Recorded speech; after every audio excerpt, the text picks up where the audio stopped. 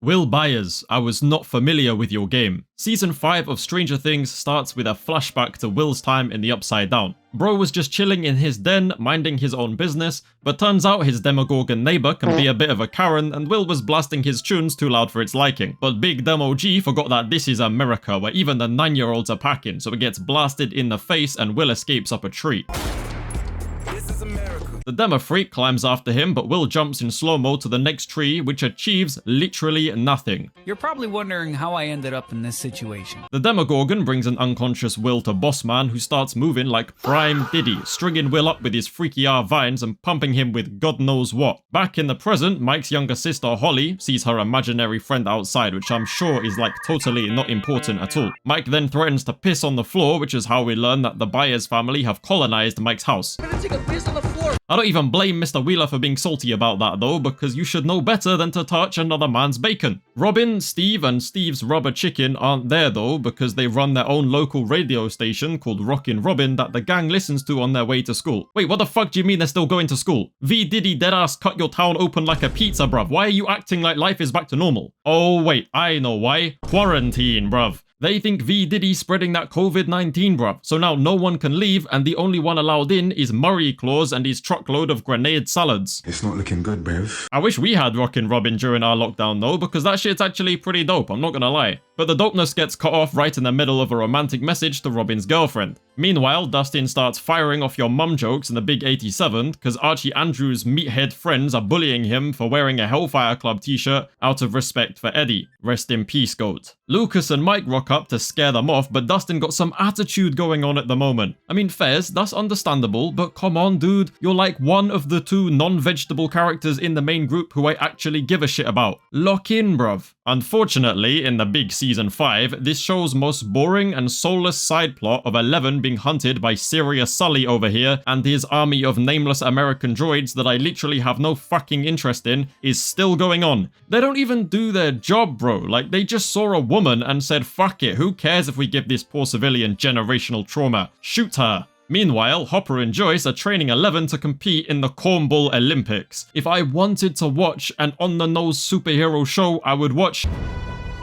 No more Mr. Nice Guy, our face. But to be fair, if I had powers like that, I'd probably be doing the same shit, so who am I to judge? Back at the Squawk, Nancy and Jonathan pull up to help with the radio problem, which is being caused by radio tower technical issues. Jonathan and Steve get into a dick measuring contest to see who can make it to the top and fix the radio head first. Shit, be careful guys. Remember, the stand user can be anyone, sometimes even a radio tower. If you know, you know. After fixing the issues and getting an early delivery of grenade salad and key intel that the military plan on entering the Upside Down for a good old burning sesh, the gang prepares for one of their many dungeon crawls. Robin drops some neurodivergent bars on air, but it's actually a totally inconspicuous and not obvious coded message for the rest of the gang so they can plan Operation Kill V Diddy. But I'll be so for real right now. This plan sucks dick. Last season we had 3 different teams and 11 jumping Vecna's freaky R, and that wasn't even close to enough. You're telling me their plan is to send Hopper in alone with a gun and a fucking GPS?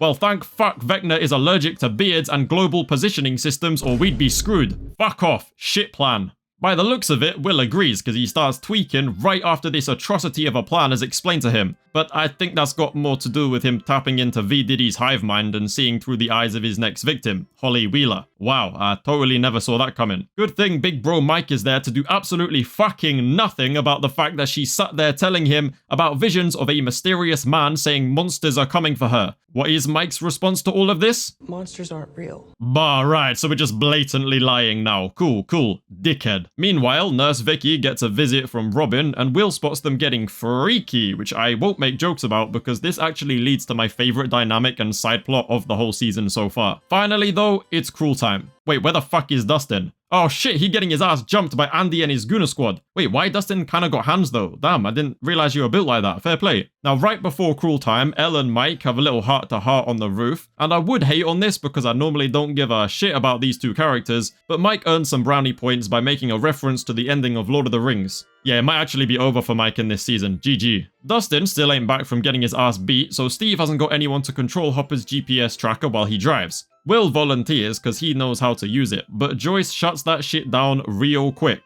And I swear this gotta be a favoritism thing or something, cause why the hell is she so against Will going, but then offers up her other son as a sacrifice? Jonathan then does one of the stupidest things anyone can ever do and willingly gets in the back of a car driven by Joe Keery. If you know, you know. Finally, everyone is in position and the crawl begins with Hopper sneaking into the back of one of the burner trucks. Shit goes tits up pretty damn fast though, cause Big Demo G is back and Will starts tweaking again cause he's seeing shit from Mr. Gorgon's POV now. Big DG no-diffs everyone in the vicinity other than Hopper, for plot reasons, and then runs full speed to the upside down Wheeler house in preparation for the dumbest fucking scene in the whole series. Episode 1 wraps up with Big Demo G ripping a portal into Holly's ceiling while her parents are busy pretending like they can't hear the fucking war zone that's been created in their own fucking house. Let's get straight into this, yeah? Demogorgon bursts through the ceiling, slams a screaming Holly into the wall, then tries to drag her up to the portal, but she grabs onto her metal-framed bed before wiggling free, which causes both her and the bed to go crashing to the floor. Meanwhile, her mum is 2 doors down, bopping to some chill beats and sipping wine, and her dad is out back playing golf. Only one of my mum's ears work and she still manages to hear me playing ranked at 2 AM. Actually no, forget hearing things. The whole house would be shaking, bruv. Mrs. Wheeler's bath would look stormier than the Bermuda fucking Triangle, bruv. But nah, neither of them clock anything is wrong until Holly comes running into the room, and even then Karen doesn't believe her until Big Demo G starts breaking that door down. They hide under the bubbles in the tub while Mr. Wheeler 1v1s the Big DG but gets his shit absolutely rocked. Holly and Karen make it downstairs, and I gotta say I fuck with Karen's whole badass bath getup she got going on while violently protecting her daughter. It's so badass that it almost distracts me from the fact Big DG's controller disconnected mid-game cause bro just stands there like an NPC and takes it. I mean, how the hell is a wine bottle even doing any damage in the first place? Aren't these things like hella bulletproof? Anyway, Nancy drives 11 to their ends and she becomes understandably traumatized by her gravely injured mother and missing sister.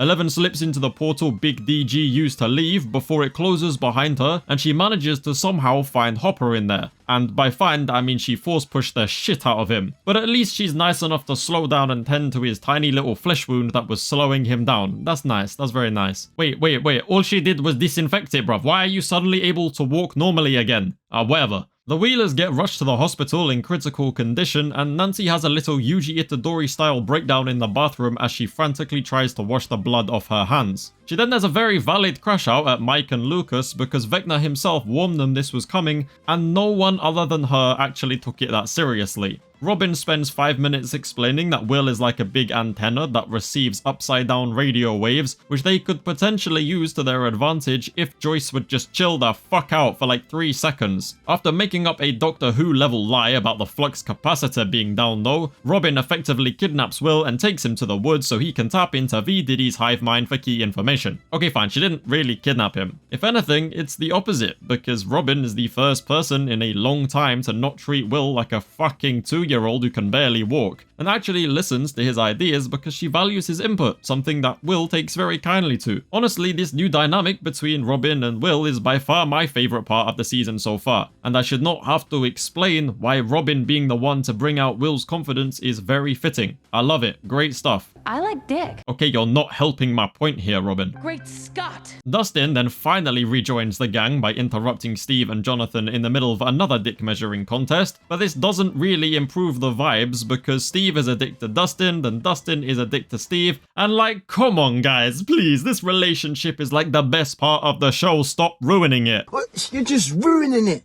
Look at my lips, you're ruining it. Lucas then has a genuinely moving scene with Max, who is still in a coma and yet again solidifies himself as one of, if not the, best member of the main group. And no, wait, no, don't cut to the others, I want to keep watching this, bro, what the hell? Well, anyway, it seems like Mike finally pulled his head out of his ass and realized Holly, seeing visions of a mysterious man saying she's gonna get taken by monsters right before she gets taken by monsters, probably, maybe, isn't a coincidence. So he and Nancy try to speak to their mum, the only person that Holly actually told everything about Mr. What's-It to. The doctor is a condescending prick though, so Nancy takes shit into her own hands by dressing her brother up as something you'd see in literally any Conjuring movie ever, and then dresses herself as a nurse. They sneak into their mum's ward and get her to write down the real name of Holly's imaginary friend, Henry.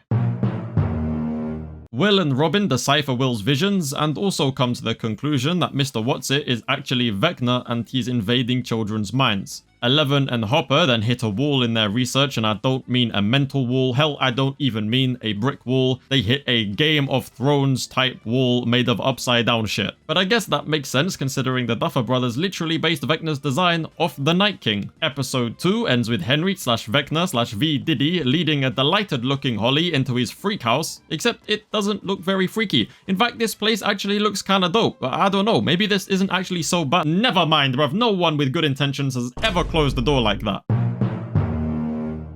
Jim and Elle try throwing hands with the Great Wall of Diddy with no luck, and then the military arrives with a big anti-11 cannon from the Heian era. Will shit-talks his mum while Robin ad-libs from the backseat, and oh come on dude, that was like a 2-minute scene, why are we changing POV already? Holly has breakfast with Henry slash Vecna slash V Diddy and wants her to never ever go into the forest no matter what, because that's where Big Demo G lives. But let's be so for real right now, this girl's stupid as fuck. The monster is literally the thing that brought her here and nearly killed her parents in front of her. But I guess that doesn't matter, because Henry said sorry. Hopper takes Elle and hides behind the big road sign before blasting the ever-living shit out of this whole Special Force squad with a machine gun and grenades. Goddamn, I have never seen a man look so delighted about using grenades. Elle is legit tweaking from the anti-11 cannon, but as soon as Hopper destroys it, she's magically fixed and absolutely fucks shit up. They take a hostage and retreat to a nearby junkyard. Oh wait, that doesn't actually happen yet, because first we've gotta do our minutely POV switch. Fuck! Just stay in one place, please! Dustin and his mushed up face reunites with the gang, and Will explains V Diddy's new strategy of mentally stalking and then luring kids to his mansion. Actually, forget the luring part, he just sends Big Demo G to kidnap them and murderizes their families in front of them. Mike has his first good idea of the show and suggests that they fucking drug the next victim's whole family and then use the kid as bait to lure in and then plant a tracker on Big DG. What? Oh wait, the kid is dipshit Derek? I bet, W plan. Don't worry though, we'll see it in action soon, we just gotta make a few POV switches first. Home Alone Holly gets a mysterious note in the mail telling her that she needs to follow the map into the woods and reach the X. It's even signed off by Henry asking for help. You know, the same Henry that told her to never go into the woods. So naturally, she chooses to go into the woods wearing Henry's old Boy Scout scarfy thing. I'm from the UK, bro, I don't know what the fuck they're called. Robin then explains to Will that she pretends to be the granddaughter of this old dying lady in hospital to sneak in and see Vicky, which is like real fucked up, but it's fine because she brings her cookies. Yep, I know what can make up for a totally messed up thing like that. Fucking hobnobs, bruv.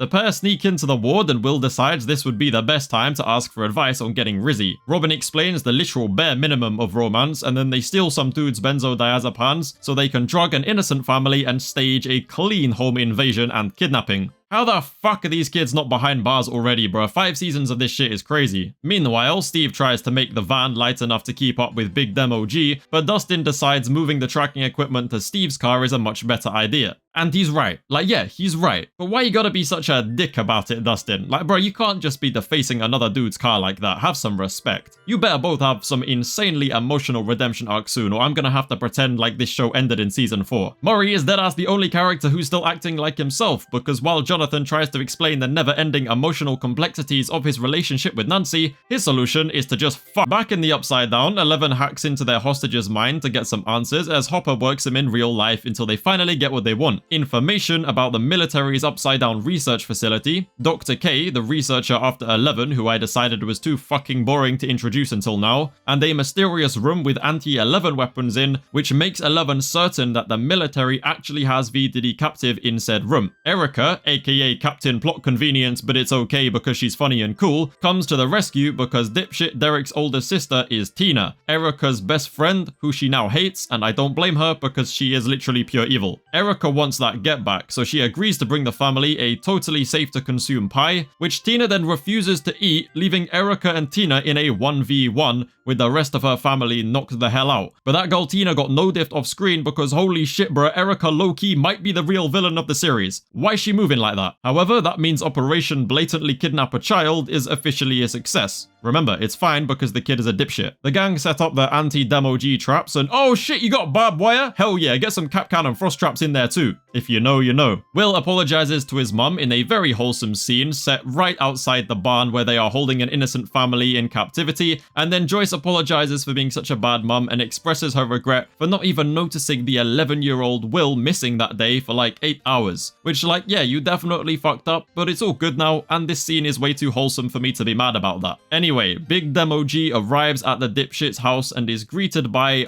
Holy shit, wait, they really do have Capcan traps. Home Alone wasn't released until 1990 though, so the gang was poorly educated in how to really trap a house. Naturally, that meant Big Demo G escapes after being severely burned, but that's okay, because it was part of the plan. Nancy shot a GPS tracker into its back, which means the Sneevemobile can now track down Big Demo G. But it seems to be heading to the dipshit's location, which is not so good. What's even worse is that the dipshit woke up. Bro, Loki, just let Big Demo G have him at this point. Like, just let him go. Oh, wait, what was that, Will? It doesn't matter. Not anymore. The episode then ends with Timu Red Riding Hood venturing through the forest before reaching a big stone canyon owl and wait, is that Max? What the fuck?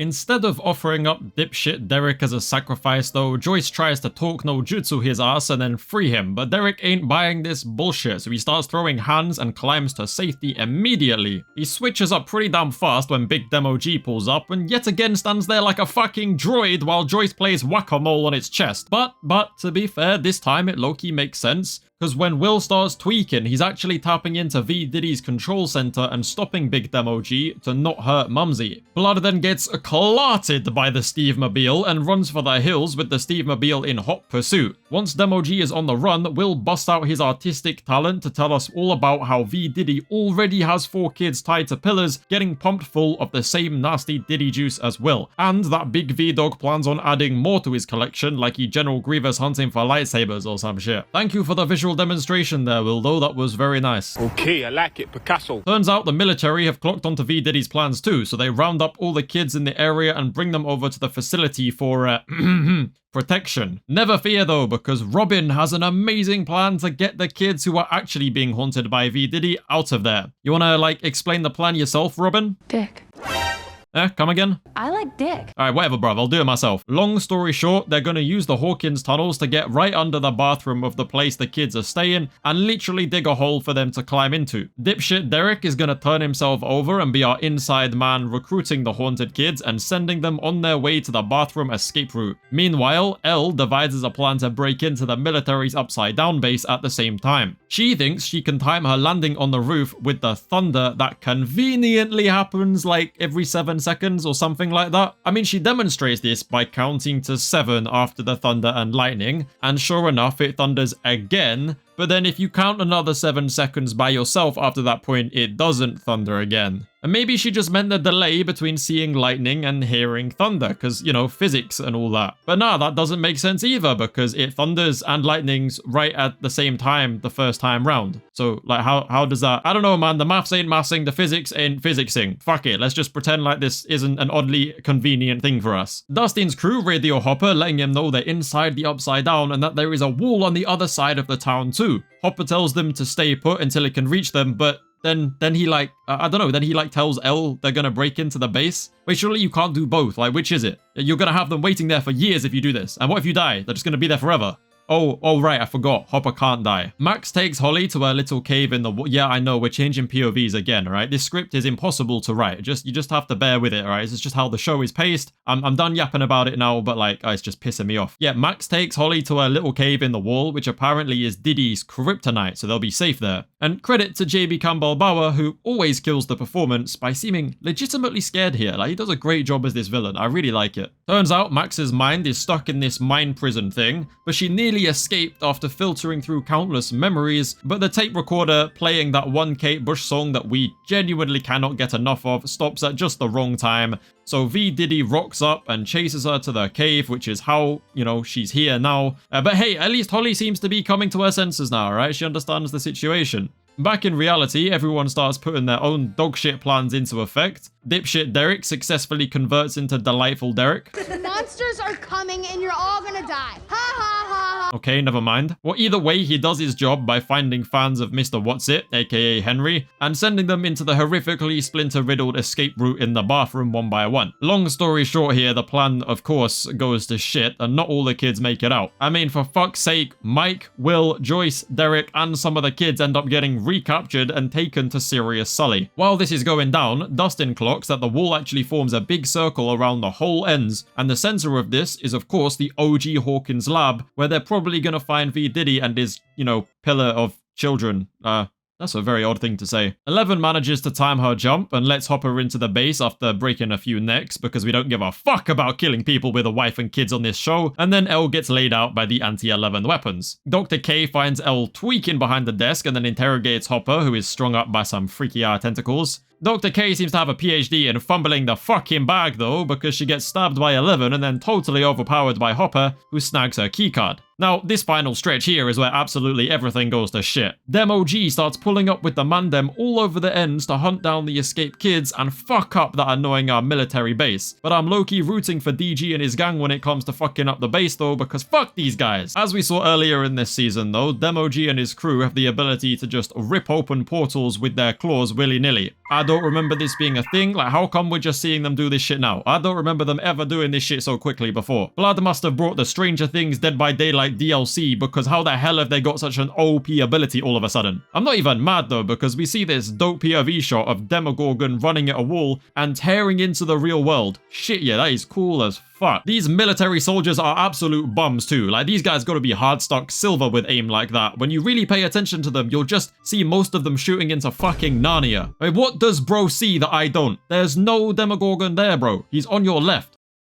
While DG's crew fuck shit up in the real world, 11 breaks into the room where she thought Vecna was being kept. But it's not Vecna, it's number 8. Who the fuck is that guy? Number 8. Who? You know, that one superpowered girl from the side plot we all tried to forget existed. Honestly though, if they execute this well, I won't be mad. You know, hating on it simply because her last appearance wasn't all that interesting is no reason to assume that this development won't be interesting. So I'll let the Duffer Brothers do their thing, bruv. Before I judge anything, just cook, alright? Do your thing. I mean, I definitely didn't expect it. My dumbass was deadass thinking Vecna was in there. But nah, he's been hiding away upgrading his Diddy armor for the sole purpose of aura farming in his grand entrance through the gate and into the military base. He has a slightly on-the-nose supervillain fight against the military forces and then turns his interest to the real reason why he's here, Will Byers. I don't hate the whole badass supervillain entrance, and the Demogorgon gunfight was decent, but is very different to the truly scary and dark vibe of Season 4. Vecna was like legitimately scary then. He's not scary here, let's be real. I definitely preferred the smaller scale conflict, but this isn't bad by any means, and it's not over yet, so you know, I'll let it cook. Anyway, V. Diddy then force pulls his OG victim over to him and does some Jedi mind trick stuff, which seems to awaken something in Will.